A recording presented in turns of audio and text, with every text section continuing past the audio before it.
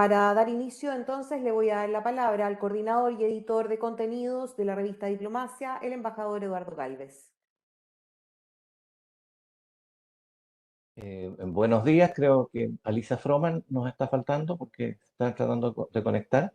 Perdón si la puedes ayudar, María Paz o Kevin. Bueno, buenos días y bienvenidos a todas las personas que se han conectado al panel de la Academia Diplomática de Chile, dedicado a América Latina y al Caribe y a la política exterior turquesa como prioridades de nuestra política exterior. Muchas gracias por su asistencia. Muchas gracias también al equipo aquí en la CADE, a Karen Sacur, la jefa de extensión y difusión, a María Paz, a Kevin, a Emma y por supuesto a la directora.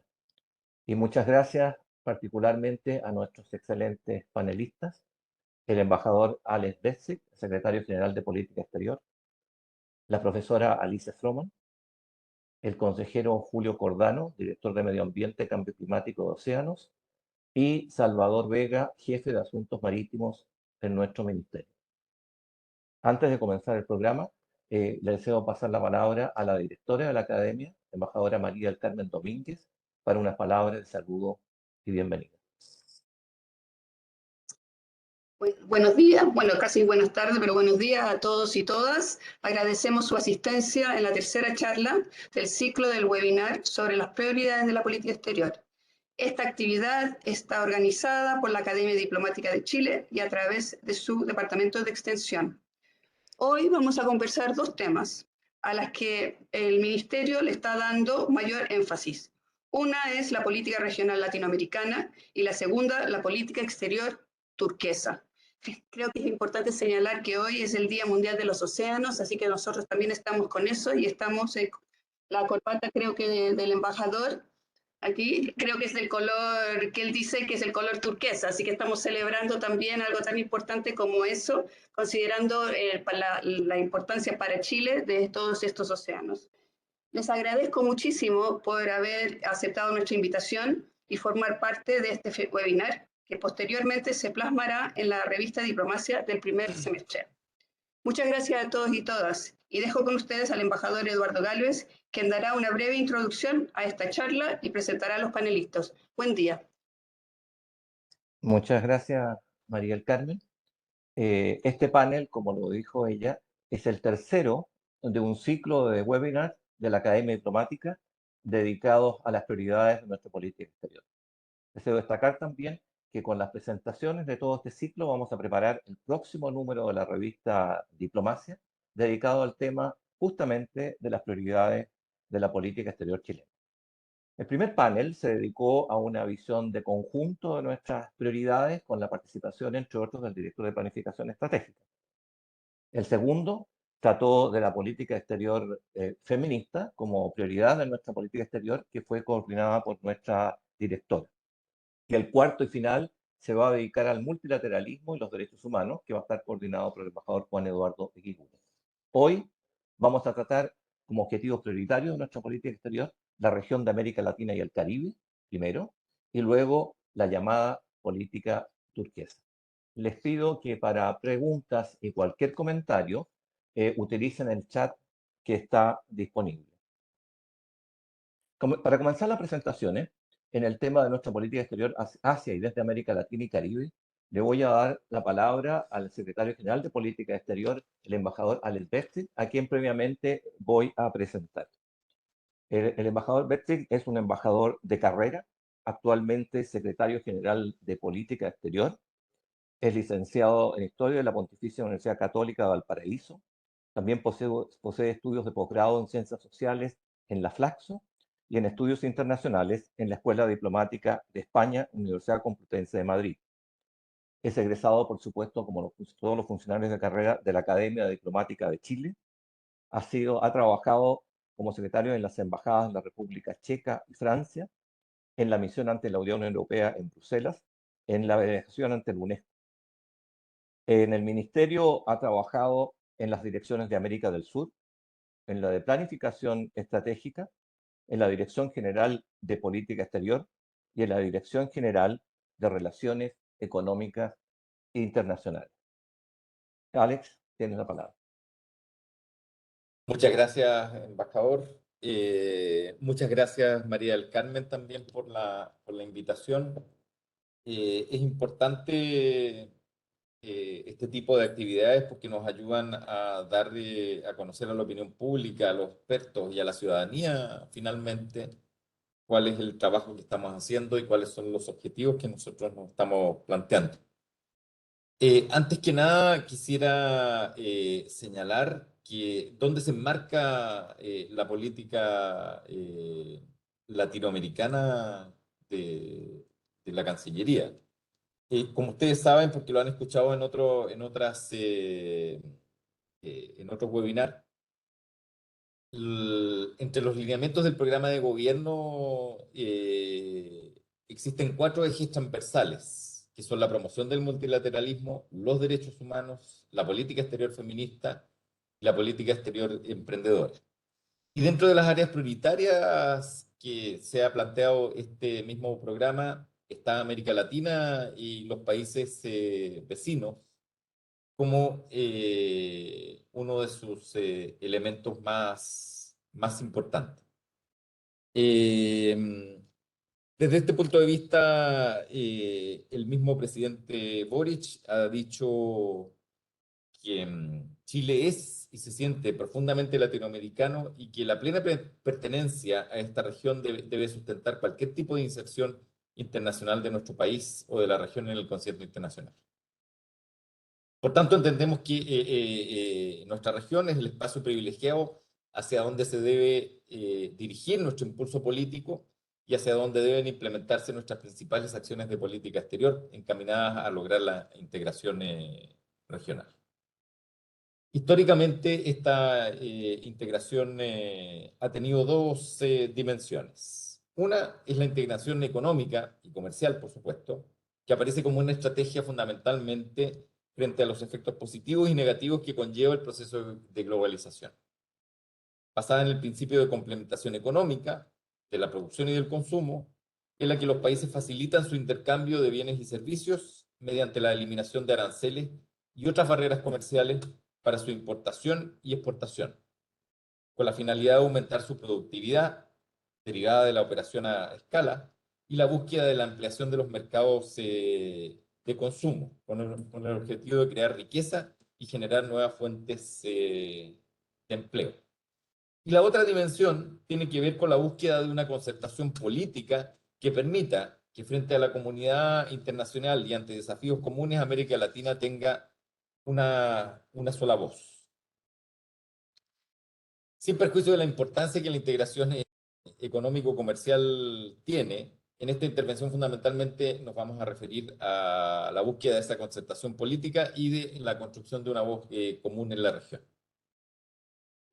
Podemos identificar 5 factores que pueden fomentar la cooperación política entre los países y contribuir a la construcción de una verdadera comunidad política.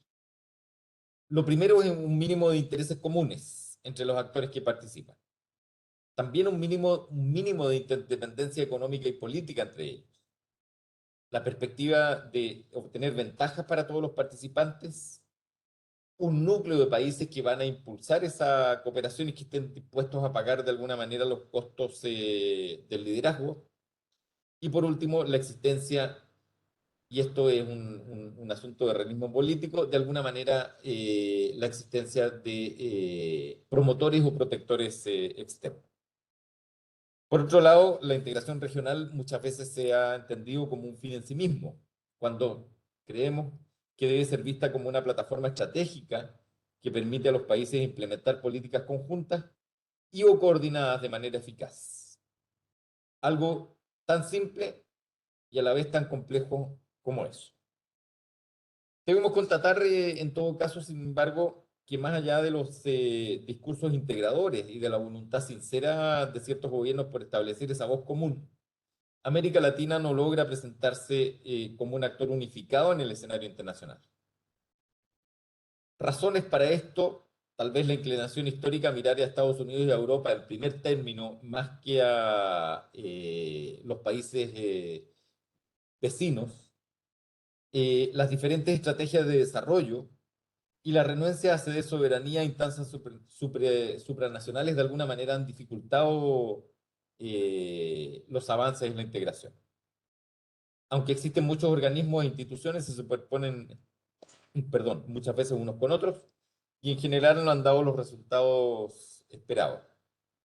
Un académico alemán utiliza una frase que me llamó mucho la atención y que me gustó mucho, y por eso la voy a citar, que dice que en esta incapacidad la región no ha pasado de ser un rule taker, es decir, un seguidor de las reglas, a un rule maker, un hacedor de reglas en el sistema internacional. En la coyuntura específica que vivimos, ¿por qué se ha dado este proceso? Yo me permitiría identificar cuatro grandes razones para que esto no haya ocurrido. El predominio de visiones ideológicas contrapuestas, evidentemente, y el deterioro de la situación política, económica, social y de derechos humanos, sobre todo en países como Venezuela y Nicaragua. Lo anterior puede reflejarse en los siguientes casos. En la creación del Grupo de Lima, por ejemplo, como reacción a algunos mandatarios que consideraban una inacción de otros foros respecto de la crisis venezolana. El abandono de muchos países en el año 2018 de UNASUR. Y de alguna manera la estructuración de bloques contrapuestos con visiones ideológicas encontradas y que de alguna manera ha marcado lo que ha sido el último tiempo de la situación en nuestra región. Por otro lado, y también no es un tema menor, el repliegue que ha tenido Brasil y México de los procesos de integración, dado que por su tamaño y su posición geoestratégica son indudablemente actores importantes en la región y han jugado históricamente un rol de líderes, y que cuando han abandonado esa posición, evidentemente esto se nota.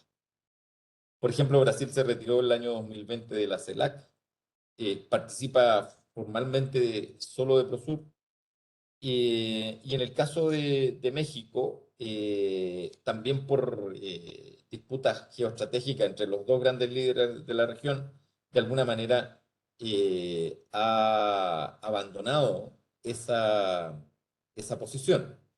Ha influido también, evidentemente, en el caso de México, la relación que tiene hoy día con Estados Unidos, que nosotros vemos como que la Cancillería mexicana ha privilegiado. Lo otro que también creemos que puede haber sido un elemento que no ha ayudado a los avances en el proceso de integración es que de alguna manera la regla del consenso, que siempre se vio en nuestra región como virtuosa, se convirtió finalmente en un veto paralizante. Y en uno de los ejemplos más claros con esto fue la no elección del secretario general de UNASUR el año 2018, y de alguna manera lo mismo ha ocurrido cuando se trata de tomar decisiones sobre el tema de Venezuela. Esto ha dado lugar al cuarto elemento, que no es necesariamente una causa, pero sí evidentemente es importante considerar que es la superposición de siglas y agendas en que los que somos observadores relativamente enterados de lo que ocurre en la región nos lleva a cierta confusión de cuáles son los organismos que se están, en los cuales los países están participando o que tienen mayor actividad. ¿En qué se ha reflejado esto? Espacios como Prosur, la CELAC, el mismo Mercosur, que en ocasiones no tienen coordinación en los diferentes diálogos, lo cual ha traído como resultado la fragmentación y de alguna manera el vaciamiento y la pérdida de relevancia de la región en el concierto internacional. En los organismos multilaterales también ha perdido alguna relevancia como articulador de un discurso regional, el caso del GRULAC, porque funciona como eso, como articulador de un, de un discurso regional en algunas instancias internacionales, pero no en otras. Es decir, finalmente nos hemos convertido, a pesar de nuestros deseos, en una región con múltiples voces. Además, hemos visto como en otro tipo de espacios de concertación regional, como la Cumbre de las Américas, tampoco nos ponemos de acuerdo precisamente en acciones que lleven, que hagan presente cuál es la opinión de la región en estas instancias internacionales. Ahora, a pesar de todas las dificultades que ha vivido la integración latinoamericana, nuestro país ha estado presente y comprometido para estrechar y multiplicar el económico y comercial, y fortalecer los vínculos políticos e impulsar de alguna manera esta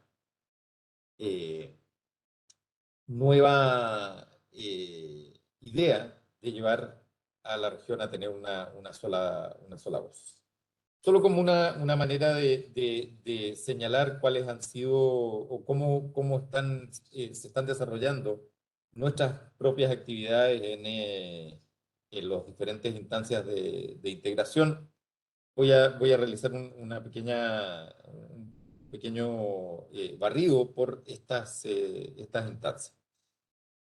En el Mercosur, por ejemplo, constatamos que Chile sigue participando como Estado asociado en las reuniones del consenso y que, como ustedes saben, no nos permite tener derecho a voto.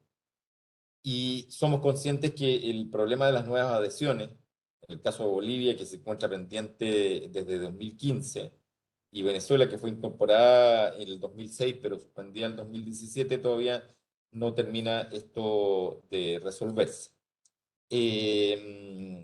También vemos que dentro del mismo Mercosur hay visiones distintas de cómo enfrentar el futuro. Y ha sido claro, por ejemplo, cómo Uruguay ha estado de alguna manera un cierto camino propio. En el caso de la Alianza del Pacífico, también ha tenido de alguna manera problemas de intensidad de países que se han comprometido, pero que debido a los cambios de gobierno, de alguna manera moderan la intensidad de su participación o el compromiso de su participación en esta instancia. Debemos decir que en el caso de Chile hemos sido bastante coherentes y consistentes en el sentido de que nuestro compromiso con la Alianza del Pacífico no ha tenido una variación notoria respecto de cómo vamos comprometiéndonos con los nuevos desafíos que esta instancia de integración tiene, y vemos como también muy positivo el hecho de que sea un instrumento flexible y que se va construyendo a medida que se van logrando acuerdos. En el caso de la Comunidad Andina de Naciones, Chile, como ustedes saben, participó como signatario del Acuerdo de Cartagena, pero se retiró en 1976. Creo que es un momento de mirar el tema de la Comunidad Andina de Naciones desde otra perspectiva, sin que yo pueda señalar que hay una posición oficial con respecto de eso, pero personalmente me parece que de alguna manera hay que mirar de otra forma cómo ha sido hasta ahora nuestro acercamiento o el enfoque que tenemos hacia hacia la CAN y por lo tanto ver cómo podemos lograr alguna suerte de diálogo con esta instancia que nos parece muy interesante. En el caso de la comunidad de estados latinoamericanos y caribeños,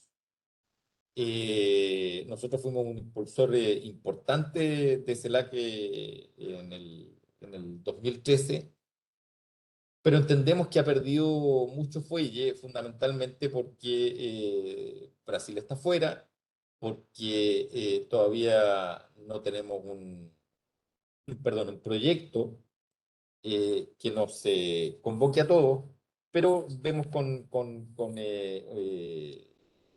de una manera positiva lo que de alguna manera Argentina está tratando de hacer desde que asumió la PPT el año en enero de este año. En el caso de Prosur, ya todo el mundo sabe que nosotros oficialmente suspendimos nuestra participación en Prosur porque entendíamos que Prosur fue una decisión tomada en base a criterios ideológico-políticos en una coyuntura en que si se acusó de lo mismo a UNASUR, Prosur sencillamente fue una creación de otro signo, pero con los mismos con los mismos objetivos de los cuales se acusaba este otro instancia de integración. En el caso de la Cumbre de las Américas, entendemos que tal cual lo ha dicho el presidente, incluso justo cuando llegó a Estados Unidos, las exclusiones no son positivas. Entendemos que no puede haber un diálogo solo entre aquellos que pensamos más o menos igual, sino que evidentemente también tiene que haber una confrontación de ideas. En ese sentido, nosotros hemos sido bastante claros respecto de la opinión de la situación de derechos humanos en los países que precisamente no están invitados a esta cumbre, pero creemos que evidentemente es mejor tenerlos presentes en la mesa de diálogo y no desde fuera. Esa es una, posición en la cual evidentemente con muchos otros países eh, coincidimos y con otros no tanto, pero entendemos que tiene que ser una política general respecto de la participación de todos los países en estas instancias de diálogo. Quedo hasta aquí porque me imagino que en algún momento voy a tener la oportunidad de contestar preguntas más específicas de los participantes en este web. De nuevo, muchas gracias, Eduardo. Muchas gracias, embajador Betsy. Creo que ha sido una presentación completa y algunas aproximaciones de cuáles son nuestras visiones. Justamente ahora que hemos estado en la Cumbre de las Américas, tú has destacado la importancia de dejar de lado la ideologización en términos de nuestra integración y nuestras relaciones en la región y intentamos bien tener un pragmatismo en términos de nuestras relaciones. Pero voy a dejar a las preguntas un poco para después entrar en más detalle. Para la segunda presentación en este tema, ahora contamos con la participación de la profesora Alisa Froman, a quien voy a pasar a presentar. Ella, por supuesto, en nuestro ministerio la conocemos porque fue directora de ProChile, estuvo a cargo en muchos de los tratados de libre comercio que Chile ha negociado, en particular coordinó muy bien todo lo que fue la negociación con Estados Unidos, es docente actualmente en el Centro de la Universidad de Heidelberg para América Latina y en el Instituto de Estudios Internacionales de la Universidad de Chile. Además es consultora de la Comisión Económica de Naciones Unidas para América Latina y el Caribe. Por supuesto, También estudió historia en la Universidad Nacional de Buenos Aires, en la Universidad de Chile, y tendría una larga lista de cuestiones que hace, pero yo destacaría para nuestro ministerio, ¿cierto?, su trabajo en lo que es hoy día la Subrey. Pero escuchemos, Alicia, te doy la palabra. Muchas gracias, Eduardo. Bueno, muy buenos días y un saludo muy especial para la directora de la Academia Diplomática, María del Carmen Domínguez, para el secretario general de Política Exterior, Alex Betzik, y, por cierto, para el coordinador de este webinar, Eduardo Gálvez. También saludo a mis demás colegas panelistas y quiero agradecer la invitación de la Academia Diplomática a participar en este diálogo sobre América Latina, que, bueno, es un tema siempre urgente y muchas veces pendiente. Bueno, ya se decía, el programa de gobierno del presidente Boric destaca a América Latina como una prioridad de la política exterior. Lo mismo indica también el borrador de la nueva Constitución. Ahora, también de hecho, todos los programas de los gobiernos de la centroizquierda de 1990 en adelante han proclamado que América Latina es un objetivo prioritario de la política exterior de Chile. Es cierto que en el pasado este propósito se cumplió solo parcialmente, dado el peso que tuvieron muchas veces las políticas hacia América del Norte, hacia Europa, por un lado, y al Asia-Pacífico por el otro. Pero yo quiero destacar que si nos detenemos en la política comercial, veremos que como punto de partida de una visión más global, Chile negoció acuerdos comerciales preferenciales con todos sus socios latinoamericanos en la década de los 90, previo a embarcarse en negociaciones con otras regiones. Pero bueno, no estamos conversando solo sobre qué región priorizar en la política exterior, estamos pensando también en nuestra identidad y nuestro futuro como país. Y claro, ya se veía en la anterior presentación, al hablar de las políticas hacia América Latina, siempre está muy presente el tema de la integración. ¿Y cuál es hoy el estado de nuestra región?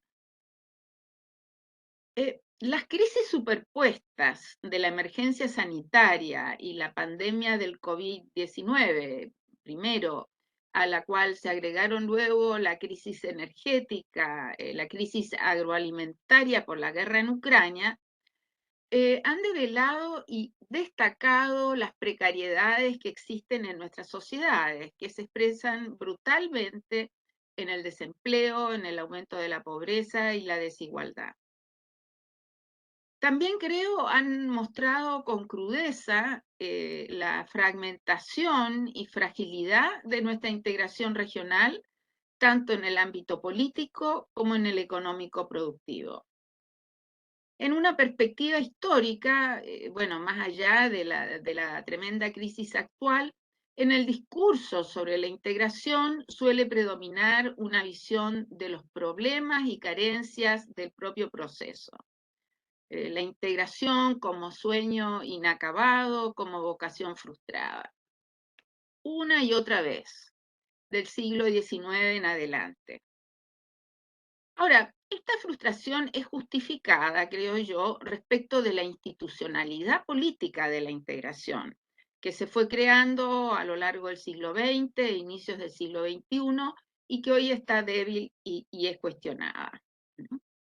El balance de los mecanismos institucionales que deberían apoyar la integración es insatisfactorio. Yo creo que un factor limitante es que la integración no ha estado realmente en el centro de las políticas nacionales y cuando parece estarla, apenas logra trascender el ámbito de los anuncios. Frecuentemente son presiones políticas de grupos de interés internos que obligan a los gobiernos a revertir o a hacer caso omiso de compromisos asumidos con sus socios. En algunos casos son precisamente los vecinos quienes son percibidos como los principales competidores. Y yo diría que a pesar de algunos mecanismos de integración relativamente nuevos, como la Alianza del Pacífico, y me voy a referir a ella un poco más adelante, suelen destacarse las insuficiencias, los déficits de comercio intrarregional, déficit de infraestructura, de institucionalidad, de cooperación macroeconómica, y también, claro, se destaca la superposición y las limitaciones de los mecanismos políticos de integración existentes o ya perimidos. Pero pienso que una nueva mirada sobre la integración y cómo avanzar en ella, teniendo en cuenta tendencias históricas, debería considerar también el vaso medio lleno y no solo el vaso medio vacío de la integración en esta tercera década del siglo XXI.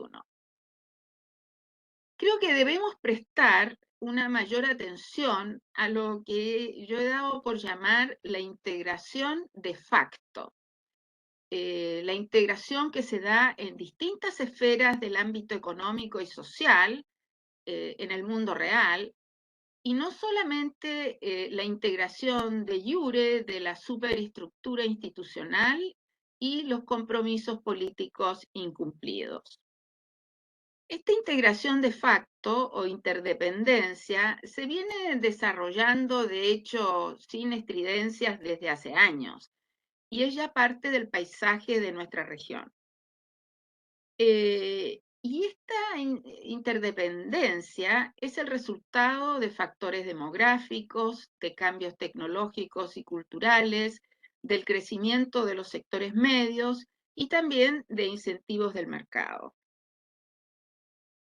De hecho, yo creo que en las primeras décadas de este siglo, América Latina pudo alcanzar niveles históricos de interdependencia en distintos ámbitos del quehacer social y económico.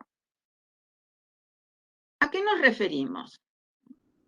Yo creo que la matriz exportadora más visible de América del Sur, volcada a los recursos naturales y orientada a destinos lejanos, frecuentemente oculta otros flujos. El mercado regional es hoy el más importante para aquellas exportaciones de bienes y servicios intensivos en valor agregado, conocimiento y empleo, y este comercio es el más conducente a un desarrollo inclusivo, ambientalmente sostenible y basado en la creación de ventajas competitivas dinámicas. Es el fuerte crecimiento de la clase media en la región el que ha reforzado también el atractivo del mercado regional. Y también un fenómeno nuevo que yo quisiera destacar es la creciente participación de los países de América Latina en los flujos de inversión extranjera directa que llegan a la propia región y también en las fusiones y adquisiciones entre las mismas empresas translatinas que son cruciales para hacer funcionar eslabonamientos productivos regionales. Y a veces no se tiene en cuenta, pero en el caso de Chile, la inversión extranjera directa al exterior alcanzó un total de casi 130.000 millones de dólares entre 1990 y 2019. 130.000 millones de dólares. Y dentro de ello, más del 80%, unos 100.000 millones de dólares, se orientaron a América Latina. Para las empresas ha sido frecuentemente más atractivo invertir que comerciar con la región. Ahora, expresiones importantes de esta integración de facto fueron también el incremento de los flujos regionales de transporte, el aumento exponencial de las frecuencias aéreas al interior de la región, también el crecimiento de las comunicaciones entre los países y los muy significativos movimientos de personas al interior de la región, tanto de migrantes como de turistas. Y por cierto, la envergadura de estos flujos al interior de América Latina es bastante nueva. Pero este tipo de integración se ha dado también en el campo de la cultura, de la gastronomía y también de las organizaciones y movimientos sociales. Como ejemplo, bueno, la performance del grupo de mujeres chilenas Las Tesis fue un grito colectivo contra la violencia de género que se hizo escuchar en prácticamente todos los países latinoamericanos a pocos días de su primera presentación en Chile. Hemos visto también que melodías e intérpretes de América Latina dominan el paisaje musical chileno y de otros países de la región. Bueno, por cierto, el desarrollo de una economía digital y el masivo uso de redes sociales, que actualmente, según las estadísticas del BID, tiene una penetración del 93% en la región, también es propicio para este tipo de integraciones. Pienso entonces que la integración de facto se refleja en el tejido social y económico de los países y en las actitudes de los ciudadanos frente a la integración. La percepción que los latinoamericanos tienen de sus vecinos y de la integración es en general favorable. Según una encuesta reciente del BID, en el 2020 un 71% de los latinoamericanos tenía una visión positiva de la integración regional. Entonces es esta integración de facto de América Latina la que, bueno, parece obedecer a incentivos distintos a la institucionalidad integracionista de iure y debería ser el tejido social y el sustrato económico de una integración más profunda y de mayor alcance que considere una diversidad de actores y no solamente a los gobiernos. Al final quiero referirme, solo lo voy a hacer breve porque se me está terminando el tiempo, a la Alianza del Pacífico como una excelente plataforma para desplegar la agenda latinoamericana del actual gobierno y que puede también incluir varios otros temas prioritarios de la actual política exterior. La Alianza del Pacífico, aunque cuando fue creada en el 2011, su propósito inicial fue facilitar una mayor proyección hacia el Asia-Pacífico. Sin embargo, ha ido ampliando el alcance de sus trabajos y su agenda ha abarcado crecientemente los principales desafíos que tienen nuestros países en materia de desarrollo, y tenemos hoy día 17 grupos técnicos donde se viene trabajando en conjunto en una gran variedad de temas, desde ciencia, tecnología, educación, hasta medio ambiente, género y pymes, bueno, y muchos otros. También valoro mucho que la alianza no haya dependido de las afinidades políticos de los respectivos gobernantes de turno y que haya prosperado con gobiernos de signo diverso. Y gracias a presidencias pro tempore rotativas y grupos técnicos sólidos, es un mecanismo ágil y flexible que no se ha convertido en un elefante blanco. Y efectivamente, acá pueden confluir varios de los temas prioritarios de la política exterior. Por ejemplo, se están implementando iniciativas como la hoja de ruta para la gestión sostenible de plásticos, consistente con la política exterior turquesa, también la hoja de ruta para la autonomía y el empoderamiento económico de las mujeres, muy consistente con la política exterior feminista, y también la hoja de ruta del mercado regional digital facilitará un mayor dinamismo del comercio electrónico transfronterizo. También quiero recordar que el eje de trabajo de la alianza de este año, bajo la presidencia pro tempore de México, es el desarrollo sostenible e inclusivo, otra prioridad del actual gobierno. Para terminar, quisiera destacar que sería un paso muy importante relanzar la iniciativa de convergencia en la diversidad entre la Alianza del Pacífico y el Mercosur. Pienso que esto debería ser factible una vez que asuma un nuevo gobierno en el Brasil. Y esto, por cierto, podría ser el eje de una nueva arquitectura integracionista desde el Pacífico al Atlántico, que se haga cargo de la interdependencia, la integración de facto de las cuales le hablaba, que ya existe entre nuestros países. Muchas gracias. Muchas gracias, Alicia. Creo que han sido dos presentaciones complementarias. Tú has hecho alto hincapié, en su caso, el vaso semi lleno, ¿ah?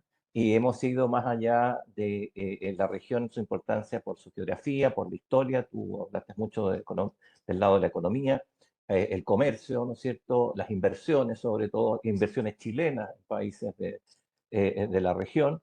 E inclusive otros elementos que tú destacaste, ¿no es cierto? Como el movimiento de personas, por supuesto, y es cosa de pensar no solamente en las migraciones, sino que en el movimiento y el conocimiento mutuo que tenemos en la región. Y la Alianza del Pacífico creo que también ha sido un elemento importante dentro de los que tenemos y finalmente creo que también ha sido interesante este pedido, este llamado a que continuemos trabajando en esa unión en la diversidad entre Mercosur y la Alianza, que ha sido una política que ha ido más allá de los gobiernos, una política más bien transversal. Y creo que en eso estamos coincidiendo todos, que para la política exterior esta prioridad de nuestra región no debe tener signos ideológicos, sino que debe ser más bien el pragmatismo el que nos lleve hacia una mayor integración o una mayor coordinación, si es que en un momento dado no hay integración. Muchas gracias. Vamos a pasar a la segunda parte del programa y después de ambos vamos a tener el periodo de las preguntas. Y vamos a hablar ahora de lo que se ha llamado hoy día la política exterior turquesa. Es decir, y turquesa entendemos que es por el foco de estos dos colores, ¿no es cierto? El verde y el azul de los mares. Esta se entiende en general, y para eso vamos a escuchar a los expertos, como una combinación virtuosa, diríamos, entre cuidado medioambiental, cuidado por la biodiversidad y lucha contra el cambio climático, con la preocupación por los asuntos marítimos, cuestión que ha sido importante en Chile. De hecho, cuando estuvimos hablando de la COP, se hablaba de una COP azul. Para tratar este tema, primero le voy a dar la palabra para su exposición al director Julio Cordano, a quien le agradecemos, sé que está en Bonn, trabajando en estos mismos temas, y ojalá que la conexión nos acompañe, a quien voy a presentar. Julio es un profesional del servicio exterior, ¿no es cierto? Él tiene licenciado en Historia en la Universidad de Chile y tiene una maestría en Gestión Pública en la Universidad Victoria de Wellington, Nueva Zelanda.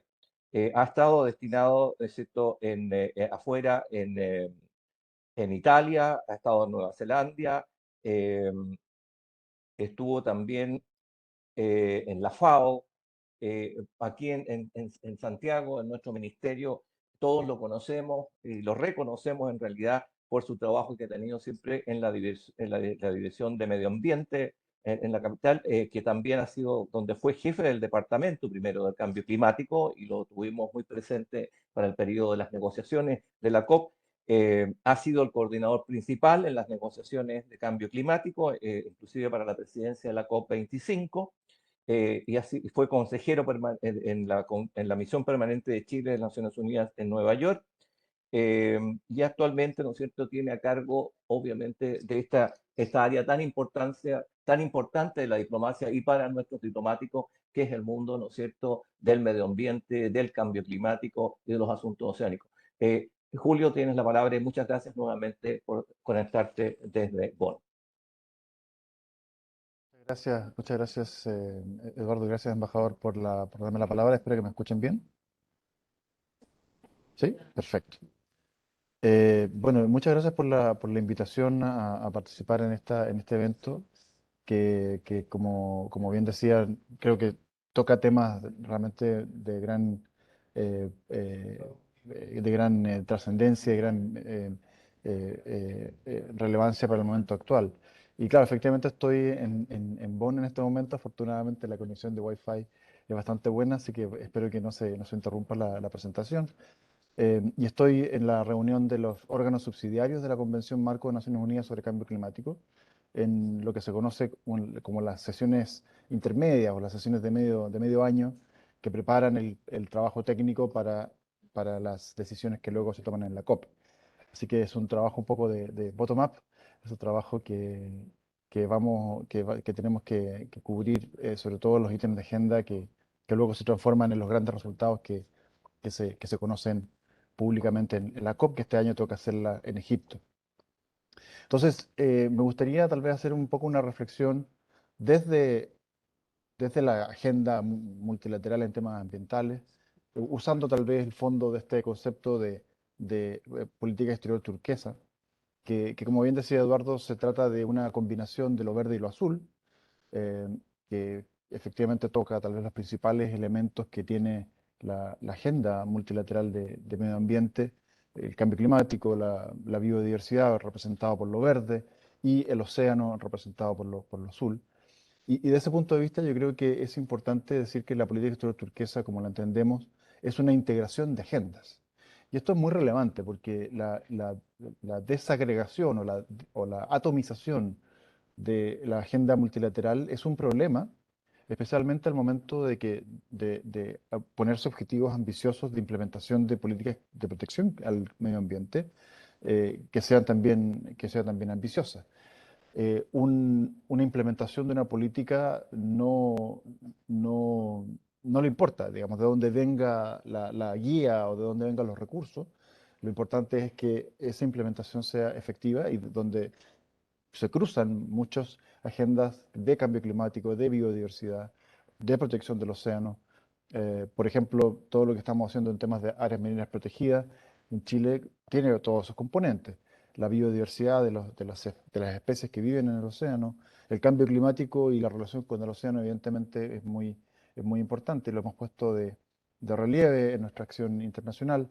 eh, pero también otros temas como los plásticos, en fin, como decía, como la biodiversidad. Entonces, esa integración de agendas claramente apunta a una mirada turquesa donde se mezclan, digamos, los colores, ¿no es cierto? Entonces, quisiera partir por esa reflexión un poco sobre el concepto de la política exterior turquesa, y también decir que hay otro elemento muy importante que también atraviesa todo este concepto, que es la inspiración de la ciencia. Ya en la COP25, Chile se distinguió por haber tenido una fuerte raigambre, una fuerte conexión con el conocimiento científico como inspirador de las decisiones que estábamos tomando como presidencia y luego como gobierno en cuanto a nuestra política climática. Y tanto es así que se creó un comité de asesoramiento de científicos nacionales, que estaba liderado en ese momento por la actual ministra de Medio Ambiente, Maisa Rojas, lo cual también demuestra la continuidad de esta mirada, pero fuertemente basada en la ciencia. Y de hecho, ese mismo grupo generó un informe muy relevante con muchas recomendaciones sobre cómo de Chile debiera avanzar en una política ambiciosa basada en la ciencia en materia de cambio climático. Y por supuesto tenemos la referencia del IPCC, el Panel Intergubernamental de Cambio Climático, que este año ha sacado importantes reportes sobre la urgencia de la acción climática en el mundo y la importancia de aumentar la ambición de las reducciones de emisiones y de la resiliencia a los efectos adversos del cambio climático. Pero ese es el IPCC en materia de cambio climático. Esta misma cosa se repite en las materias de biodiversidad, y tal vez hay una institución que muchos la habrán conocido, pero no es tan conocida como el IPCC, que es el IPBES, ¿no es cierto? El panel sobre biodiversidad, que también reúne a miles de científicos del mundo en torno a los temas de biodiversidad. Y más adelante me voy a referir a la importancia que tiene este año 2020 en estas materias para tomar decisiones a nivel multilateral. Y eso es el segundo elemento que quería mencionar sobre la política turquesa, basada en la ciencia. Un tercer elemento que quisiera mencionar es que la agenda de protección al medio ambiente no es puramente una agenda medioambiental, es una agenda de desarrollo sostenible y por lo tanto debe tener una mirada también financiera. Hace poco, seguramente habrán visto, porque salió bastante en las noticias, el informe de estabilidad financiera que publica el Banco Central de Chile, incluye por primera vez un capítulo completo dedicado al cambio climático. Y esto es porque el cambio climático no es solamente un problema ambiental, sino que también es un problema de desestabilización económica en el futuro. ¿Dónde se van a invertir? ¿Dónde van a llegar las inversiones? ¿Qué tipo de resiliencia tienen determinadas inversiones en infraestructura o en industria o en energía en un futuro donde hay incertezas sobre la dependencia de, por ejemplo, del agua o de la estabilidad de los servicios ecosistémicos? Entonces, esos riesgos financieros, el Banco Central los ha reconocido y ha sacado una directriz sobre la importancia y su intención de incorporar la contabilidad de los servicios ecosistémicos en la contabilidad nacional y también incorporar una dimensión climática en el análisis de riesgo financiero. Y esto seguramente va a tener un efecto repetidor en todo el sistema económico chileno. Seguramente los bancos ahora van a tener mucha más atención sobre estas materias al momento de hacer créditos o préstamos productivos y por supuesto eso va a tener un efecto repetidor en las decisiones que se tomen a nivel corporativo en las empresas. Entonces, esa mirada financiera creo que es muy importante para poder darle continuidad y una proyección estable, digamos, de las políticas de protección ambiental. Y el último elemento que quería decir es que es un poco el pilar social de la política turquesa o de la política ambiental en general. Estamos hablando de que, y sobre todo desde una mirada de cambio climático, estamos hablando de un modelo de desarrollo que se inauguró en la Revolución Industrial durante el siglo XIX, que claramente se ha demostrado insostenible en el tiempo y ahora nos estamos un poco dando cuenta de manera bastante brutal en los efectos que tiene el cambio climático en la estabilidad de los ecosistemas. Y ahora nos damos cuenta que hay que cambiar, hay que migrar desde ese modelo hacia un modelo donde haya un equilibrio con el uso de los recursos naturales, con el uso de los ecosistemas y sobre todo donde se respeten lo que llaman los límites planetarios del crecimiento. Y todos los años se publica una estimación de cada año cuando nos gastamos, digamos, el presupuesto de uso de los recursos naturales y ya pasamos a un sobregiro de los recursos naturales. Y creo que eso es una forma gráfica de mostrar hasta dónde llega un poco la capacidad que tenemos de crecer en el antiguo modelo de desarrollo inaugurado en la Revolución Industrial. Entonces, eh, y eso, por supuesto, tiene un correlato en la degradación ambiental que afecta siempre a las personas más vulnerables, que son las menos responsables de esa misma degradación. Entonces, hay un tema también de transición justa, de transición de estos modelos de desarrollo y transición justa que incorpore las necesidades, las visiones de aquellos grupos más vulnerables, más desposeídos, y también, por lo tanto, una mirada social, ¿cierto? De hecho, quisiera aquí en este punto mencionar un elemento muy importante de la política turquesa, que es el regreso de Chile al Acuerdo de Escazú, que precisamente trata de derechos humanos en asuntos ambientales y busca asegurar el derecho los derechos de acceso de las poblaciones a la información, a la participación y a la justicia en asuntos ambientales. En el caso particular de Escazú, además, incorpora cláusulas específicas sobre protección a los defensores de derechos humanos en asuntos ambientales, que es un tema particularmente relevante y grave en nuestra región y por eso mismo apunta a entregar un mecanismo de protección para los defensores en asuntos ambientales en nuestra región. Entonces, quería un poco partir con algunos elementos que pienso son importantes para entender esta agenda de agendas que es la política turquesa, y también situarla, ahora un poco en un segundo punto de la presentación, situarla en este año en el que estamos viviendo, el 2022, donde algunos llaman el superaño del océano, un año clave en materia de clima, un año clave en materia de biodiversidad. Entonces, en el fondo, decir que la promoción de esta agenda también encuentra una gran oportunidad en este año en particular y seguramente también en los años que vengan, pero en particular en el 2022. ¿Y por qué lo digo? Porque se habla del superaño del océano, estamos hablando de procesos de negociación de cosas muy importantes como el proceso de negociación de BBNJ, es decir, la protección de la biodiversidad más allá de las zonas jurisdiccionales en el marco de la CONVEMAR, eh, pero también en la conferencia del océano que va a tener lugar en Portugal un poco más adelante en el año, que se reúne por primera vez después de casi 5 años. Pero también no solamente en temas de océanos, sino que también en materia de clima.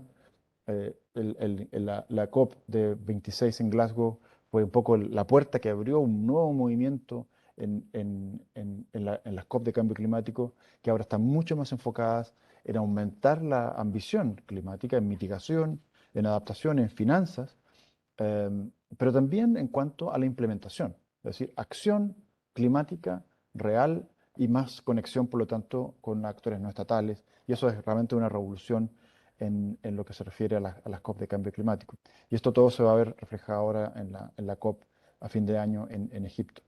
Y también en biodiversidad, porque en este año es un año clave que se ha ido postergando la COP15 de biodiversidad, pero que tiene como su principal meta llegar a un acuerdo sobre lo que se llama el marco post-2020 de protección de la biodiversidad con metas específicas para los distintos elementos de la biodiversidad a nivel global que deben tener como meta al 2030.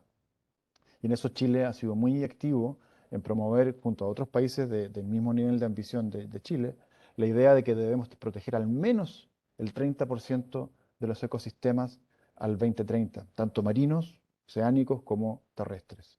Y finalmente, este también es un super año y de grandes oportunidades, porque se lanza por primera vez un tratado sobre economía circular que se lanza en el contexto de la conferencia de la Asamblea de Naciones Unidas sobre el Medio Ambiente, llamada UNEA por su sigla en inglés, que lanza un tratado para eliminar la contaminación sobre plásticos, que es realmente una pequeña gran revolución en las formas como consumimos y como producimos, y cómo fomentamos una economía circular. Eso está recién empezando ahora, tiene un plazo de 2 años que podría incluso ir más allá por la complejidad de la negociación, pero sin duda marca este año como un año histórico en la agenda ambiental. Entonces, y aquí estamos hablando entonces de un super año, ¿no es cierto?, que presenta enormes oportunidades.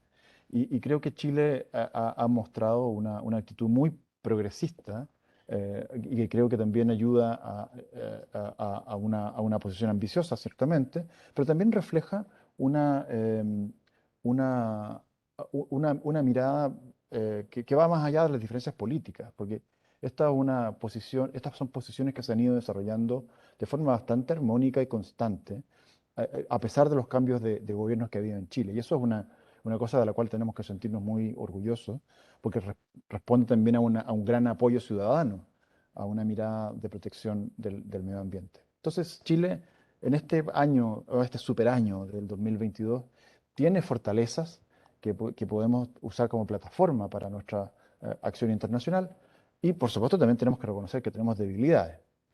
Y eso creo que es una cosa que hay que demostrar con bastante sinceridad y honestidad, ¿no es cierto? Entre las fortalezas que creo que podemos mostrar está nuestro fortalecimiento institucional que hemos logrado alcanzar en los últimos años, incluyendo no solamente la creación del Ministerio de Medio Ambiente, la Superintendencia de Medio Ambiente, los tribunales ambientales, sino que también una serie de leyes, ¿no es cierto? Leyes que nos han permitido tener una institucionalidad más adecuada. La última fue la Ley Marco de Cambio Climático, que claramente se promulgó hace muy poco y que va a ser la base y la plataforma de nuevas políticas climáticas. Creo que también pues, importante mencionar que en Chile hay muy buena información climática. Hay leyes de transparencia que tienen que ver con la implementación del Acuerdo de Escazú, que sin duda también nos ponen en una posición ventajosa en en ese tema. Sin embargo, creo que también es importante mencionar que Chile tiene problemas y desafíos internos, ¿no? Incluyendo temas como las zonas de sacrificio, ¿no es cierto? Como la degradación ambiental, la sequía, y que claramente nos ponen en una situación también de vulnerabilidad y de tener que hacernos cargo de esos desafíos. Em, entonces, desde ese punto de vista, Chile se sitúa en una posición también muy particular en la perspectiva regional de cambio climático. Y el embajador Betsy y Alicia ya se refirieron a algunas de las dimensiones que tiene esto, la perspectiva regional, en América Latina sobre todo. Y quisiera hacer algunas observaciones desde el punto de vista del cambio climático, cómo la región ve esta agenda. Y tal vez podríamos mencionar que hay una especie de como de contradicción, porque si bien es cierto, en la región creo que compartimos muchos intereses comunes. Todos los países de la región hemos declarado que la adaptación al cambio climático es nuestra prioridad.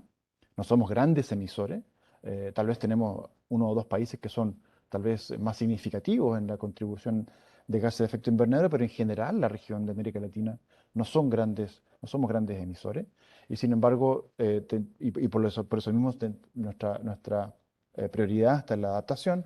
También somos países que dependemos fuertemente de los equilibrios ecosistémicos para nuestras economías y para el bienestar de nuestras personas.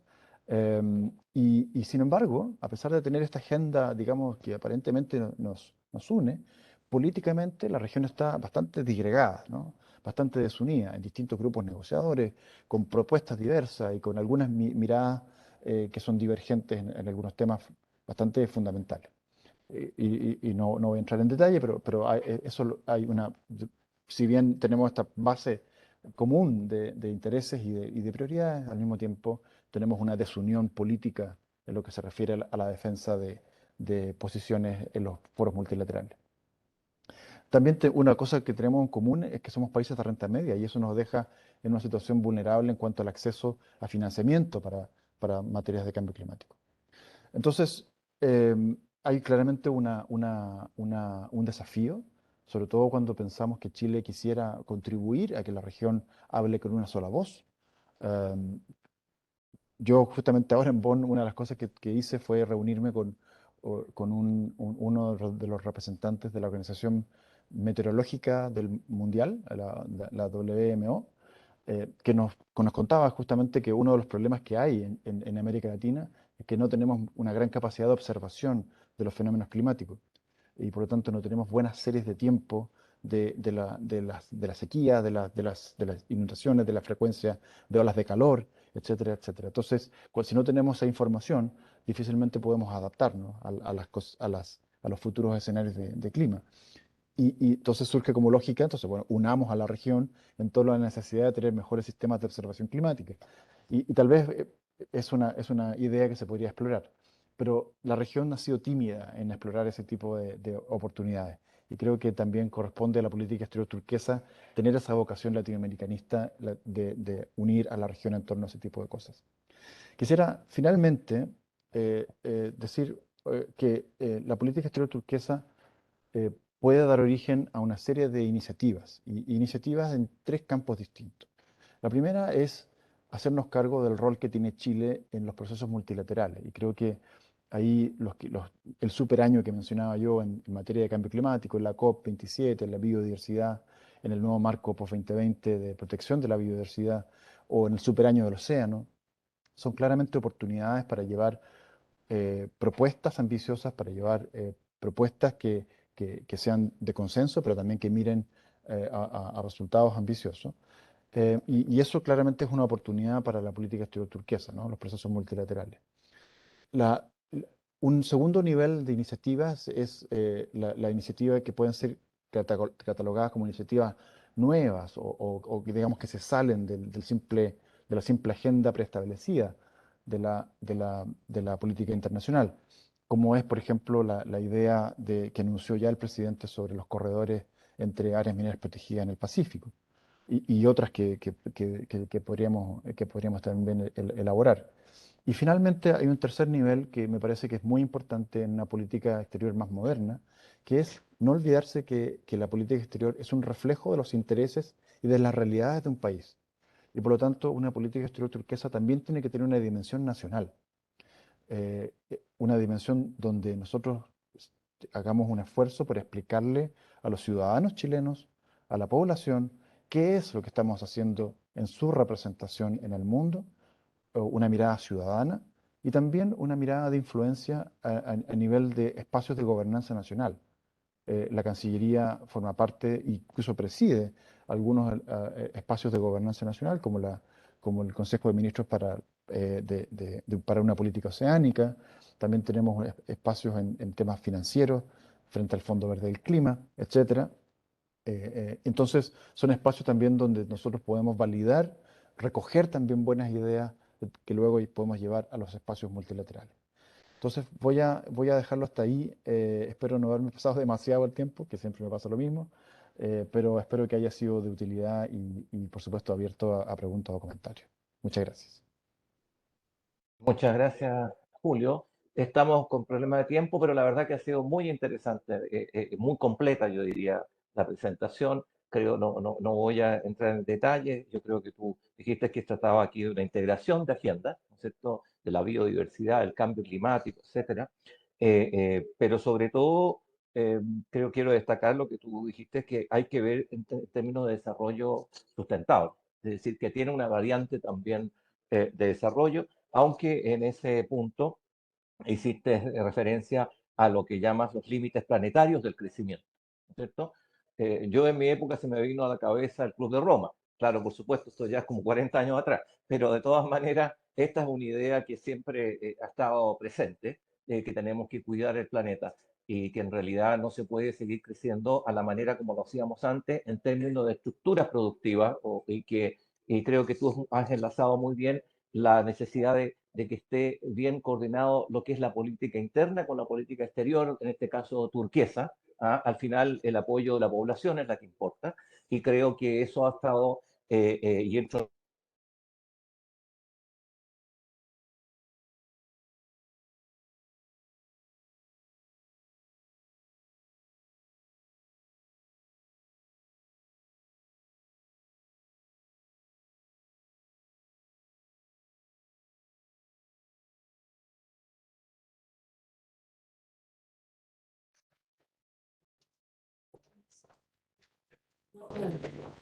Ya vamos a retomar. Estamos con un pequeño problema de conexión. Ahí Ah, no, está perdón. incorporándose el Sí, embajador Gálvez. sí, perdón, ya estos problemas técnicos que ocurren, pero ya tengo en otra. Simplemente ahora necesito agradecerte nuevamente por la clara y completa exposición. Y yo iba a mencionar que tú hablaste también algo parecido que nosotros enseñamos acá de la diplomacia ciudadana, que tenemos que tener el apoyo de la ciudadanía, ¿no es cierto? Y también la importancia de la diplomacia pública. Este es un tema que realmente está en la opinión pública, es algo que interesa, nos interesa a todos, ¿no es cierto? Y estamos muy alegres de tener diplomáticos como tú, ¿no es cierto?, que nos está ahora en Bonn, pero que también te hemos visto en otras áreas y creo que es un ejemplo de lo que es la diplomacia profesional. Digamos, aquí en la diplomacia, como alguien dije, no se improvisa. Esta cosa, ¿no es cierto?, se aprende y después se desarrolla en distintas etapas de la vida profesional. Y voy a pasar, muchas gracias, voy a pasar al último de nuestros expositores, que es Salvador Vega, que tú lo conoces, Julio, por supuesto, es el jefe de Asuntos Oceánicos de la División de Medio Ambiente, Cambio Climático y Océanos del Ministerio. Él es un cientista político, tiene un magíster en comunicaciones políticas también. Ha trabajado en algunos momentos en la Dirección de Planificación, en la Dirección de Ciencia y Tecnología, ¿no es cierto?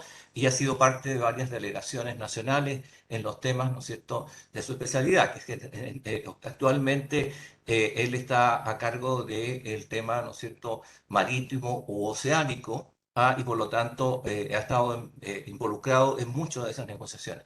Así que, Salvador, te entrego la palabra y muchas gracias por acompañarnos. Muchas gracias, embajador Galvez. Muchas gracias a la Academia Diplomática por esta invitación. Saludarlas a todos y todas. Es un placer para mí en este día tan especial, que es el Día del Océano, el Día Internacional del Océano. Qué mejor que profundizar algunos minutos, voy a tratar de hacer algo breve para que podamos también tener tiempo a preguntas y respuestas, que al final también es muy interesante. Eh, por eso es un placer enfocarnos un minuto que sea en este tema del océano que es tan importante para Chile y para el mundo. Y es vital entender la importancia del océano. El océano no solamente es un espacio vital que ahí, que ahí existe, o un espacio geográfico que ahí existe.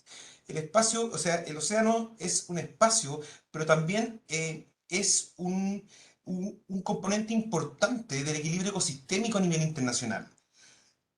Hoy en día, el océano es el 70% del planeta Tierra. Los cálculos establecen que generaría aproximadamente 55% del aire que respiramos y almacena cerca del 30% de los excesos de carbono. Es decir, el océano también es importante en materias de cambio climático. Entonces, cuando hablamos de océano, no hablamos solamente de un espacio geográfico, hablamos de un regulador climático, de ecosistemas, de servicios ecosistémicos que nos entrega. Y también, obviamente, es un espacio donde la humanidad ha desarrollado acciones. Y es por eso que hoy en día también el océano es parte importante de actividades económicas a nivel internacional y es parte importante del desarrollo económico. Es clave decir, por ejemplo, que hoy en día el 28% de la población a nivel mundial vive en zonas costeras.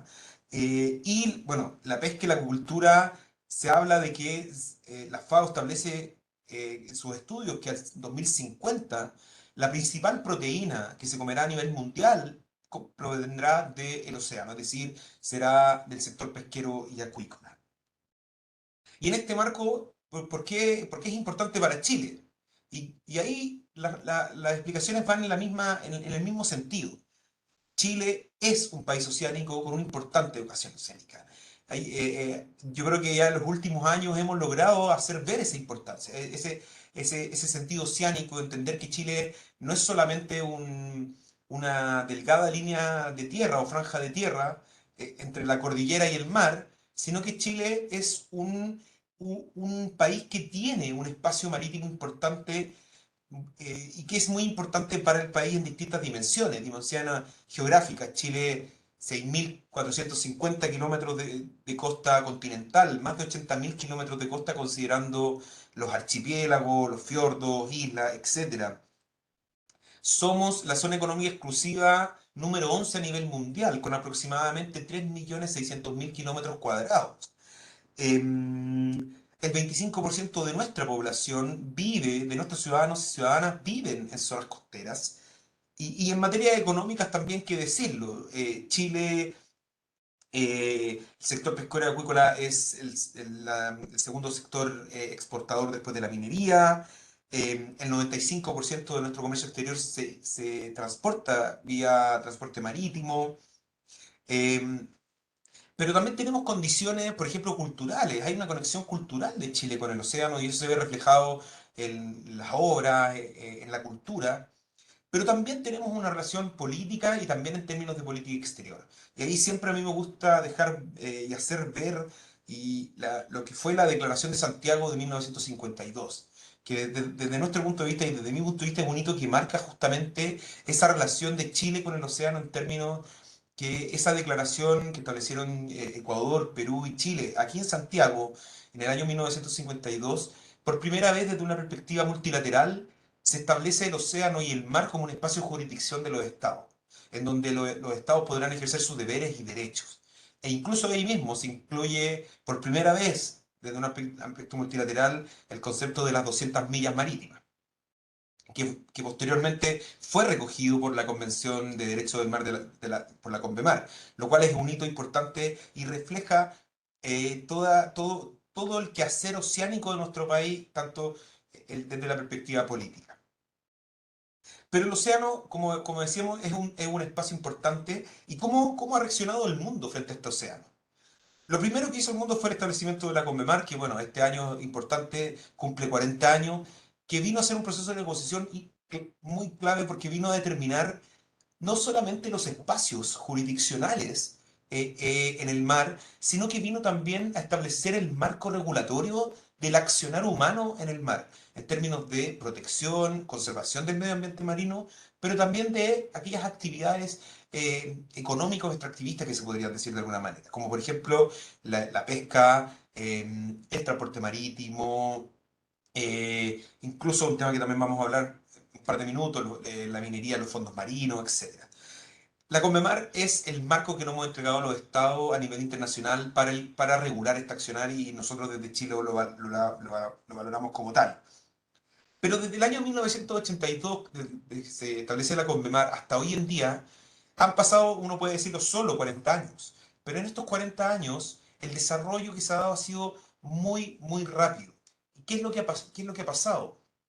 El conocimiento científico ha avanzado y eso nos ha ido generando que vayamos desarrollando nuevos temas con respecto al océano, pero también al mismo tiempo nuevas amenazas o un potenciamiento de ciertas amenazas, como por ejemplo son la pesca ilegal, la pesca no sostenible, la contaminación marina, la acidificación del océano, el propio cambio climático. Son temas que han ido tomando relevancia importantísima y creo también que durante los últimos años ya se llegó al acuerdo importante de que el océano no es aquel espacio interminable, inagotable, y que podemos usar a diestra y siniestra, sino que ya toda esta información científica nos ha demostrado que, como decía Julio, hay límites que no se pueden sobrepasar.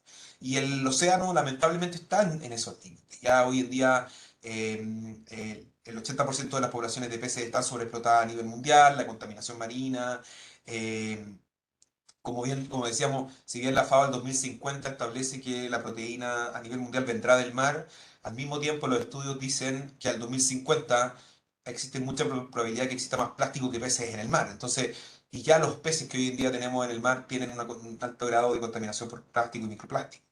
Por lo cual, todos estos nuevos temas, estas amenazas, fueron estableciendo una respuesta a nivel mundial. ¿Y cuál fue la respuesta también más moderna? Básicamente la Agenda 2030.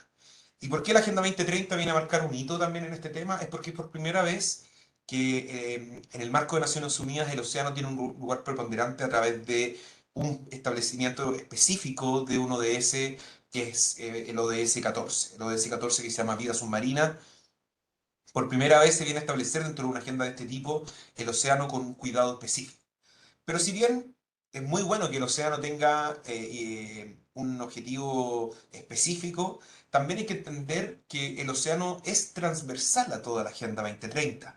No podemos quitar ese concepto de transversalidad al océano, porque el océano es primordial para el cumplimiento de muchos ODS, el de cambio climático, fin a la pobreza, hambre cero, género incluso. Es decir, el océano no puede ser visto como una particularidad, sino que también tenemos que verlo desde una perspectiva holística e integradora. Y desde esa perspectiva hemos ido trabajando también desde Chile en esta materia y ahí es donde es importante a nivel oceánico entender qué es lo que estamos haciendo y qué es lo que vamos a hacer. ¿Qué es lo que estamos haciendo? Y aquí me gustaría separarlo a nivel nacional e internacional. A nivel nacional hemos avanzado fuertemente en una importante política de conservación del océano. Hoy en día el 43% de nuestras aguas jurisdiccionales, aproximadamente 1.400.000 kilómetros cuadrados, está bajo algún nivel, algún sistema de protección o clasificación de área marina protegida. Pero no hay que quedarse ahí, hay que seguir avanzando y es por eso que estamos trabajando a nivel nacional en todo lo que es el proceso de implementación efectiva de estas áreas. Pero también estamos trabajando en declaración de áreas marinas protegidas en aquellos ecosistemas que no han sido muy protegidos. Y es por eso que, por ejemplo, se está creando un nuevo parque marino, un área marina protegida No-Take, que se llama, al sur de Chile, en el Golfo de Corcovado. Creamos el año 2018 también la política oceánica nacional, lo cual también fue un importante momento en este objetivo o en este enfoque de realizar un trabajo coherente. Esta política lo que vino a hacer fue generar una política heterogénea que incluya todos los sectores que tienen que ver con el océano bajo el paraguas de de una visión de desarrollo sostenible. Y también hemos incluido el océano en diversos instrumentos como la estrategia climática a largo plazo y la actualización de nuestras contribuciones nacionalmente determinadas en el marco del Acuerdo de París y la Convención Marco de Cambio Climático. ¿Y qué estamos haciendo a nivel internacional? ¿Qué hemos hecho y qué estamos haciendo? Como bien decía Julio, hay que seguir trabajando en el marco de la Convención sobre Biodiversidad Biológica para establecer el marco post-2020 y establecer la meta de protección del 30% del océano para el año 2030. Chile está trabajando también y ha trabajado en los últimos años para llamar y avanzar en conservación en la Antártica. Chile y Argentina tienen su propuesta de área marina en el marco de la CAMELAR, pero también existen otras, pero hay que seguir avanzando en esa materia. Acuerdo internacional sobre plástico, que también hacía mención Julio, tenemos que comenzar este proceso de acuerdo vinculante en materia de plástico. Chile ha avanzado mucho en materia de plástico y creemos que hoy en día a nivel internacional y a nivel mundial existe espacio para avanzar y generar un acuerdo vinculante en esta materia. Explotación minera de los fondos marinos. Hoy en día, lamentablemente, desde nuestra perspectiva, tenemos un riesgo importante de que en el breve plazo pudiera desarrollarse minería en los fondos marinos en el marco de la autoridad de los fondos marinos. Y ahí quiero ser claro que desde Chile, teniendo como paraguas esta política turquesa, es que para nosotros es importante dejar muy claro que Chile no está de acuerdo en que comiencen los procesos de explotación minera en los fondos marinos con la situación actual, en donde no poseemos ni la información científica correcta, ni poseemos las regulaciones que nos permitan un cuidado real de los efectos que pudieran tener esta actividad en los fondos marinos. Y es por eso que Chile está desarrollando acciones a nivel político-diplomático, justamente, tanto en Jamaica como en Nueva York, para justamente hacer un llamado a los distintos actores, principalmente a los estados parte de la CONVEMAR, a que es inviable asegurar hoy en día que la explotación minera de los fondos marinos pueda desarrollarse sin impactos reales al medio ambiente marino. Y es por eso que también no queremos ser parte de esa catástrofe como Chile, y es que vamos a seguir trabajando para eso. Cambio climático y océano, vamos a seguir trabajando en el marco de la COP26 y la COP27 en Egipto. Ahora, bueno, Julio está en Bonn y en la próxima semana se va a desarrollar un diálogo sobre cambio climático y océano que también vamos a trabajar.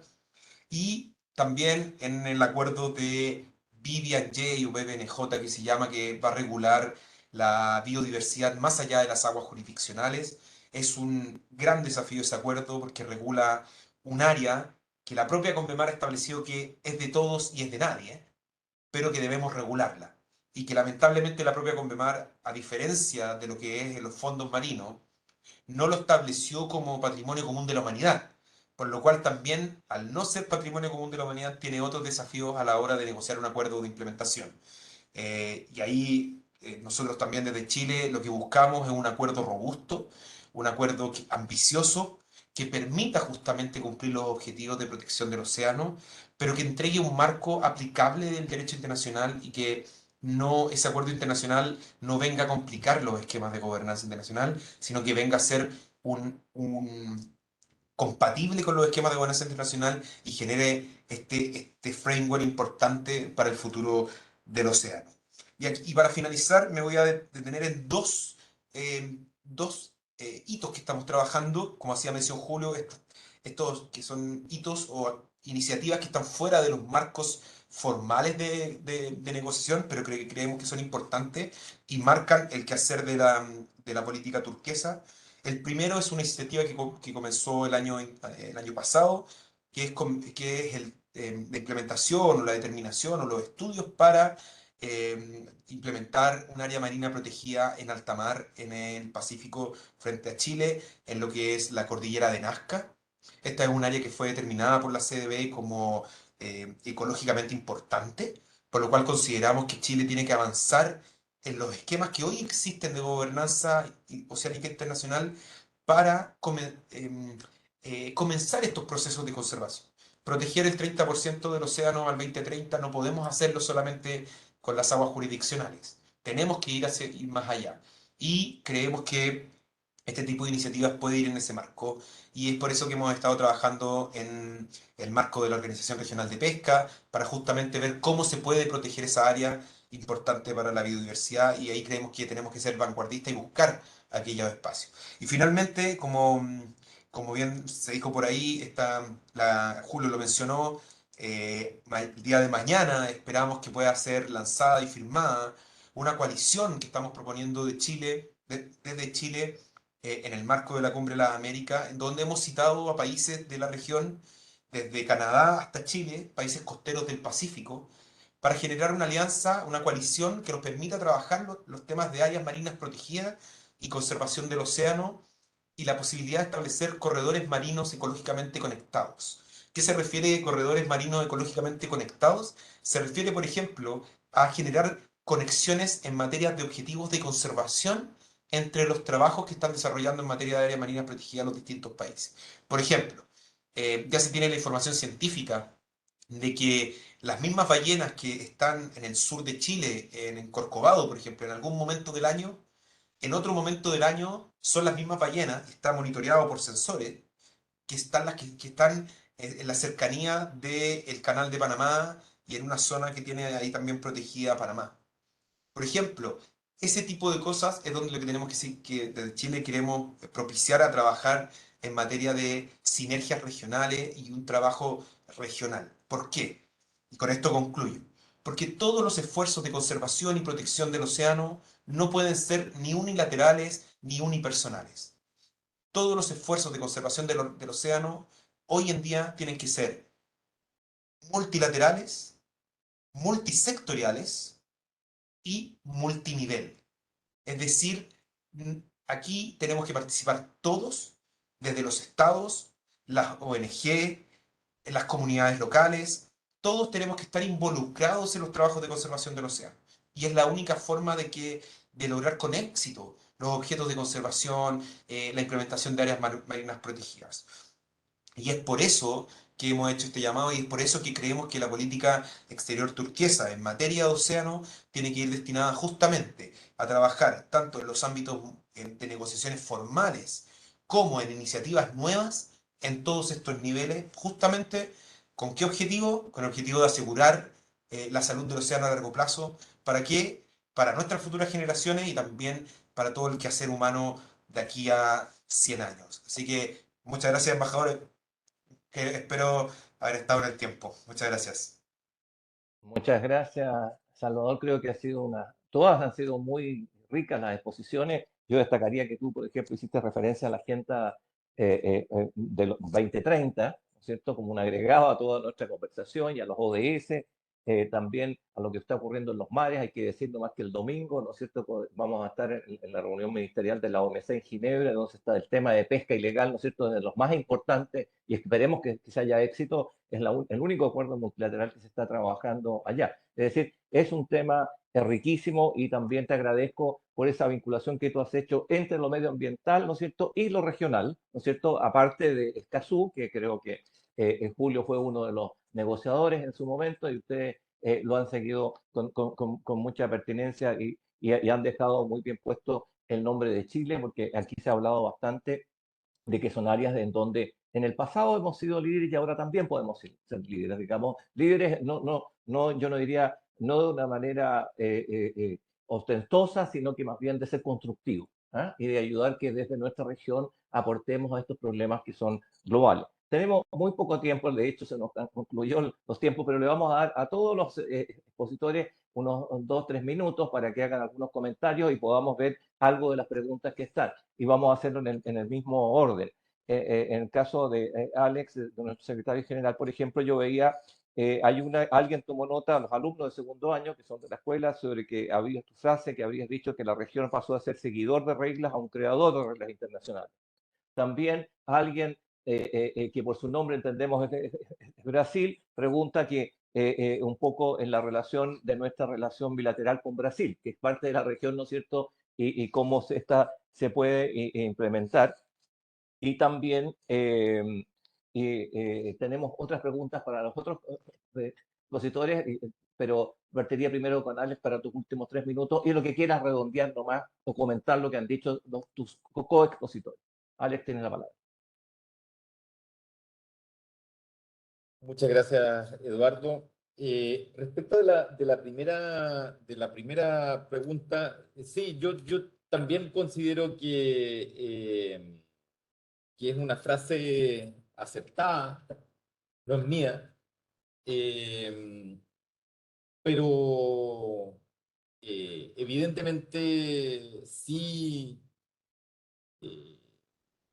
diagnóstico como ese debería hacernos reflexionar de cómo podemos, como región, teniendo en cuenta que tenemos muchos desafíos y problemas comunes, enfrentarlo de manera coordinada. Yo creo que sobre todo en esta coyuntura, y por ahí alguien hacía referencia también al tema de la crisis de Ucrania, esto invisibiliza al resto de las regiones al menos perdón, en las miradas de las grandes potencias. En el caso de Estados Unidos se da precisamente una cumbre de las Américas donde nosotros nos damos cuenta y Estados Unidos está mirando hacia otro lado. Y por lo tanto, entendemos que la articulación de una voz común es una necesidad para poder mantener a nuestra región en el ojo de la agenda internacional de manera permanente. Evidentemente entendemos que hay coyunturas más favorables y menos favorables, pero yo creo que esto debería presentarse como una prioridad de intentar dialogar entre todos de manera de poder, como dije, articular esta nueva voz. Respecto a lo que preguntaba alguien sobre Brasil. A ver, en todos las coyunturas en que se habla de cambios en la política interna de los países, y si entendemos que podría haber un cambio en las próximas elecciones, y también entendiendo que ese cambio podría ser favorable a una opción que pudiera encajar mejor con el gobierno actual en Chile, todavía sigue siendo eso parte de la fantasía. El presidente Boric ayer lo dijo muy claramente respecto de lo que va a suceder en Colombia, y teniendo en claro cuáles son las líneas de este gobierno y las simpatías que podría tener por una u otra opción. Evidentemente las relaciones entre los países se hacen entre estados. Y evidentemente yo no me atrevería a especular si va a haber un cambio mientras ese cambio no suceda. Aquí hay una cuestión de respeto a las decisiones que toman cada una de las ciudadanías en cada país de manera soberana, y por lo tanto, una vez que se den esos cambios, evidentemente nosotros vamos a adoptar eh, una determinada política. Mientras tanto, evidentemente, nosotros tenemos una relación con Brasil que es muy densa, muy rica, y que evidentemente estamos todos los días intentando eh, enriquecer aún más. Eso. Muchas gracias. Muchas gracias, Alex, por tu respuesta y tus comentarios. Le voy a dar la palabra ahora rápidamente a Alicia para seguir el mismo orden. Si quizás tú pudieras comentar algo de estas preguntas que hay que tratan de mezclar lo regional con lo turquesa, o lo que a ti te parezca que se puede ser conveniente como palabras de cierre, teniendo en cuenta las preguntas que hemos recibido. Por favor, Alicia, tienes la palabra. Sí, bueno, gracias Eduardo. Yo sobre todo quería decir un par de palabras sobre el tema de la acción internacional de Chile en materia climática. Yo veo que efectivamente esta acción internacional en materia climática de Chile es muy lucida y Chile efectivamente es visto muy positivamente. Y también las propuestas oceánicas y este nuevo concepto de la política exterior turquesa han sido muy bien recibidos, ¿no? Sin duda, eso es hoy en día un ámbito muy positivo de la política exterior de Chile. Ahora, esto contrasta, como también lo mencionaba Julio Cordano, con el hecho que internamente tenemos serios problemas ambientales y de hecho también una percepción ciudadana de serios pasivos ambientales que afectan la vida cotidiana de las personas e incluso, digamos, afectan la seguridad del país, afectan la seguridad en términos alimentarios y también es algo que los problemas ambientales agudizan los conflictos, todo tipo de conflictos, sea en el norte, sea en el sur. Entonces yo creo que ahí tenemos un gran desafío como país, como de tener una política ambiental más completa, que pueda responder tanto a los desafíos internos como también a los desafíos globales. Nada más por ahora. Gracias.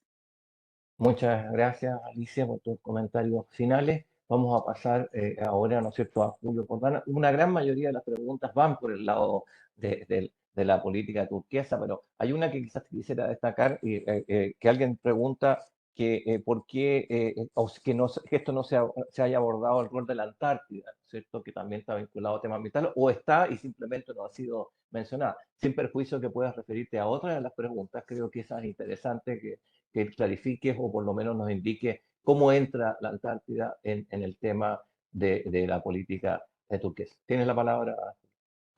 Muchas gracias. Sí, creo que es una excelente pregunta y creo que lo primero la primera reacción que yo tendría sería decir que en el marco de uno de los puntos iniciales que mencioné, de la base en la ciencia, me parece que la Antártica juega un rol absolutamente fundamental en el combate al cambio climático los efectos que tiene el cambio climático en la Antártica son vastos y de enormes consecuencias.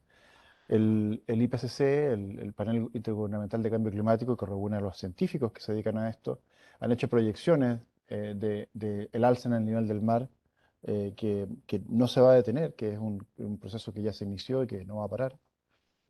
Dicen que hasta el 2100 podríamos tener hasta 1 metro por sobre los niveles históricos y que eso va a seguir subiendo en escenarios de baja mitigación, de baja ambición, puede llegar a 3, 4 metros e incluso más en los próximos siglos.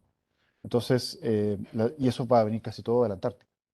Entonces, los efectos que tiene la Antártica sobre el cambio climático es brutal, pero tremendamente fundamental.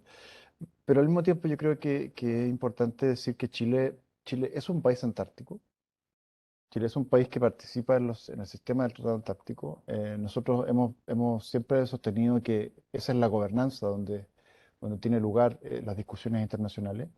Y no corresponde, digamos, llevarla a otras instancias. Pero sí, evidentemente, tenemos que reconocer la conexión que existe no solamente la Antártica, sino que lo que ya se llama la criósfera, es decir, el agua en estado sólido, ¿no es cierto? Y por tales Antártica, Groenlandia, el Ártico, ¿no es cierto? Pero también el permafrost, que está sobre todo en el norte, en el hemisferio norte. con los balances ecosistémicos del mundo. Y eso está variando muy profundamente por la intervención humana, y estamos siendo afectados por todos esos procesos, y por lo tanto la información científica es un llamado a tener más ambición, y eso ha sido un poco nuestro discurso. La ciencia nos dice que la criósfera da elementos y evidencia para una mayor ambición en la protección de los ecosistemas y para el combate en el cambio climático. Pero creo que es importante separar un poco el espacio de comprensión de las oportunidades para colaborar con la gobernanza misma del Tratado Antártico, que como digo, ha sido nuestra casa institucional que Chile ha siempre promovido como país antártico. El último punto que quería decir solamente en eso es que aquí, usando un poco esa misma lógica de la ciencia como gatilladora de mayor ambición, Chile justamente una de las cosas que estamos haciendo acá en Bonn es promover la idea de crear un grupo de amigos de la criósfera que por una mayor ambición climática, y estamos en conversaciones, digamos, con otros países que tienen esa misma visión, especialmente pensando en países que son miembros digamos, que son como Islandia o Austria, con los cuales hemos tenido conversaciones informales, y justamente con la idea de unir estos dos conceptos de ciencia y ambición en el marco de la respuesta al cambio climático. Así que es un tema relevante, pero hay que tener cuidado y, por supuesto, ser muy prudente en cómo se aborda. Muchas gracias, Julio. He tomado nota de la criósfera, ¿no es cierto? Y de otros elementos. Espero que todos estos conceptos nos los puedas aclarar ahora también Salvador, a quien le voy a dar la palabras finales, ¿no es cierto? Para 1 o 2 minutos de cierre, pero desde ya les voy agradeciendo a todo el público. Veo que estuvimos en la Universidad del Norte, veo en la Universidad de Magallanes. Estamos realmente de norte a sur, ¿no es cierto? Con gente escuchándonos, y además de nuestros colegas diplomáticos. Así que por favor, tienes la palabra. Perdón. No, solamente destacar y darle algo también de continuidad a lo que decía Julio. El tema de la ciencia es importantísimo por ejemplo, hoy en día estamos en la década de Naciones Unidas de las Ciencias Oceánicas para el Desarrollo Sostenible, que es liderada por la Comisión Oceanográfica Intergubernamental de la UNESCO, y que es importantísimo porque, como yo les decía, por ejemplo, el tema de los fondos, de la minería en los fondos marinos, no tenemos el conocimiento científico. Hoy en día siempre se habla de que conocemos más la luna que el océano, que hoy en día solamente entre el 5 y el 10%, conocemos entre el 5 y el 10% del océano, que tenemos una brecha de conocimiento científico importantísimo y que es necesario avanzar en eso. O sea, por ejemplo, recientemente Osvaldo Ulloa, un destacado científico de la Universidad de Concepción, por primera vez un chileno bajó a la fosa de Atacama hasta el final. Y se descubrieron especies que no habían sido descubiertas nunca. O sea, estamos hablando de que necesitamos avanzar en ese sentido, porque justamente todo el accionar político, diplomático y lo que hablábamos de las iniciativas, etcétera, que estamos desarrollando o que desarrollemos, tiene que ser basado en la mejor ciencia posible, en la mejor ciencia disponible, y necesitamos más ciencia. Y es ahí donde justamente todos estos trabajos son importantísimos de recalcar. Y también reiterar el hecho de que desde la perspectiva oceánica también podemos tener una mirada desde la región, en términos de entender que si bien estamos, por ejemplo, tenemos costa del Pacífico, costa del Atlántico, pero tener visiones coherentes con respecto a lo que está pasando en el océano es un desafío que también tenemos dentro de esta política turquesa, y está claro que vamos a trabajar en ese sentido, y la Antártica, como decía Julio, también tiene sus mecanismos, pero también está conectado. Aquí lo que también esta agenda turquesa o política turquesa, como decíamos, lo que llama justamente es a que, entendiendo que existen limitaciones jurídicas, tengamos una mirada inclusiva en donde miremos desde una sola perspectiva todo a nivel global y veamos que todo está interconectado, que lo que hablemos en una negociación en Bonn a veces también tiene que ver con una negociación que esté en Nueva York o una negociación en Antártica, también es lo que hablemos en Jamaica por los fondos marinos. Es decir, una mirada integradora y coherente y holística para un accionar importante, ambicioso en materia medioambiental y oceánica específicamente. Muchas gracias. Bueno, muchas gracias a todos. Creo que tú has terminado con algo muy importante para la Academia Diplomática, que es lo que estudiamos acá, o más bien enseñamos, en materia de diplomacia científica. Pedro Yarza ha sido un gran profesor en eso, ¿no es cierto?, la relación entre la diplomacia y la ciencia. Nosotros aquí todos vemos cómo formar a nuestros diplomáticos y creo que esa es un área fundamental y con la cual siempre hemos contado con el apoyo de ustedes. Les quiero agradecer a los que nos han acompañado, ¿no es cierto? Sé que nos pasamos 15 minutos de la hora de término, pero creo que bien valía la pena. Les recuerdo también que vamos a tener esto va a estar escrito después en la revista Diplomacia, así que van a poder reflexionar nuevamente sobre los contenidos de lo que hoy día se nos ha dicho, ¿no es cierto?, con la revista, que es una revista que sale 2 veces al año. Así que, y por último, los dejo invitados para la próxima reunión, ¿no es cierto?, el último panel del ciclo que va a estar dedicado a otras 2 prioridades claves para nuestra política exterior, que son el multilateralismo, ¿no es cierto?, y los derechos humanos. Y creo que les adelanté, el embajador Juan Eduardo Kikuren, que lo he visto por aquí dentro de los que nos han estado acompañando, va a ser el que va a coordinar esa presentación, y estoy seguro que eso nos va a dar una revista importantísima en términos de conocimiento de información. Les agradezco y nuevamente, sobre todo a todos ustedes que a veces los molestamos y espero que nos excusen a Julio y otros, ¿no es cierto?, a quienes hemos tenido que sacar de las negociaciones. Y para qué decir a Alex Beste, el embajador, que ya hoy día está con 2 o 3 gorros trabajando, ¿no es cierto?, y se ha dado la oportunidad y el tiempo para estar con ustedes. Así que les quiero destacar a nuestros expositores, ¿no es cierto?, también a Salvador, también a Alicia, ¿no es cierto?, la voluntad de colaborar con la Academia Diplomática en este programa. Así que tengan unas muy buenas tardes y muchas gracias a todos por su presencia. Gracias. Muchas gracias.